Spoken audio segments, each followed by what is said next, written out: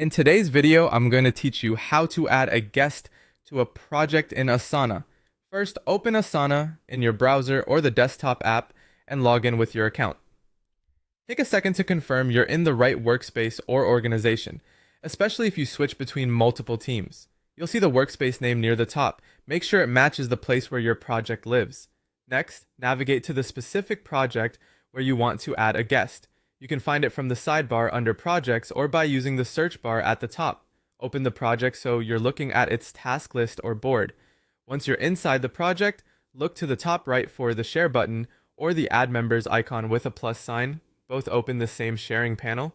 If your window is narrow, it might be tucked into a drop-down, so expand the window or click the three dots to reveal sharing options. In the sharing panel, click into the field where it asks for people or email addresses and type the guest's email.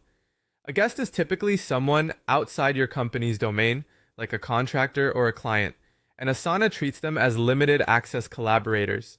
Double check the spelling and avoid pasting any sensitive personal information here beyond the necessary work email. Before you send the invite, choose the right permission level for the guest. Asana commonly offers options like can edit or can comment.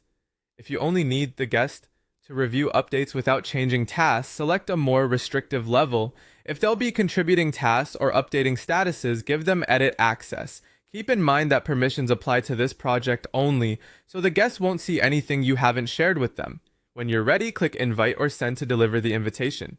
If there's an optional message box, add a short friendly note to provide context like what the project is about or which section to look at first, but don't include confidential data. After sending, you'll see the guest appear in the members list for that project, indicating the invite has gone out. That's it.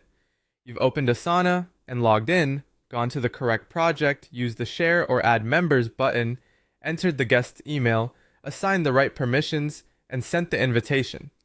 Thanks for watching, and feel free to replay any part of this walkthrough while you work.